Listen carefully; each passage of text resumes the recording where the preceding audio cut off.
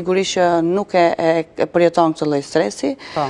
Ndoshta stresi është edhe kolektiv, familjar këtu në këtë aspekt, sepse shoqëria jo lehtë, ndoshta edhe familja e pranon që një maturant të ngel, domethënë, apo të mos dalë me nota të larta, sepse është i imponuar të vazhdojë studimet e larta. Ne të gjithë, domethënë, bashkangjitur dhe me mendimin e profesorit që vazhdove klasën e parë, mbarove domethënë gjimnazin do vesh në universitet, e kemi të pamundur, nëse ne nuk ndjekim studimet e larta, quhemi dështak. Kemi sukses. Kështu që nuk kemi në Shqipëri. Pra nuk lejohet kështu që një maturant për shembull pas maturës të bëjë një vit pushim, të dojë të eksperimentojë me punën edhe të fillojë më vonë. Publiku është që ka ngelur, është e paaft, ky është. Po.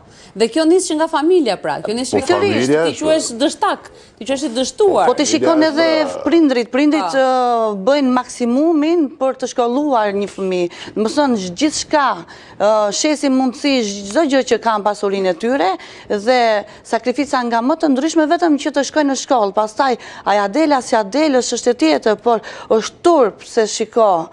Domethënë nuk vajte në shkollë, është i paaft, edhe fëmia dhe prindri. Pa, këtu do të ndalet fëmia.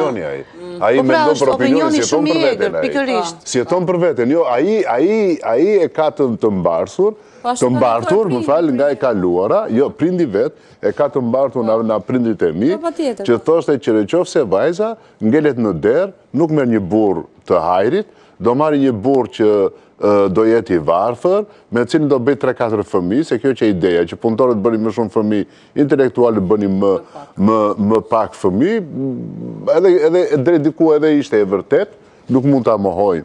Këtë siguronte një jetesë më të mirë, ai që quhet intelektual, që kishte para shkollë lase, intelektual është fjalë shumë e madhe. Vazhdon dhe sot, se rinia e sotme në përgjithësi shkon me shpresat e prindërve në sepse ne nuk kemi ndonjë model tjetër suksesi përveç shkollës së lartë. Dhe prandaj ndoshta ndikon kjo tek fakti se sa i suksesshëm je ti dhe sa i mirë je ti tek ajo lënd ose dek që zgjedh, sepse ka qenë imponuar nga familjet, nga prindrit dhe nuk e di kur do më Sot ka ndryshuar, se sot ka ndryshuar sepse sot kërkojnë të ndjekin atë që gjoja në Shqipëri është tradita familjare. Biznesi pra kryesisht, kur janë të trashëguara. Po biznesi, po këtu, shiko, biznesit ja bëj halallën. Unë kam hallin e mjekësisë. Po mjekësia mund të trashëgohet për shembull se kjo është. Mjekësia trashëgohet dhe kjo pastaj është në pyetje shumë të madhe. Pse? Do t'ju jap një rast.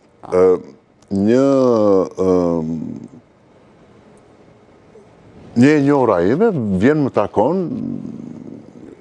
politikane, ish deputete, më thotë që shiko, kam vajzë, thotë, po me këmbgulin e saj jo time, më thotë, do patjetër thotë që të vazhdoj mjekësi, thotë.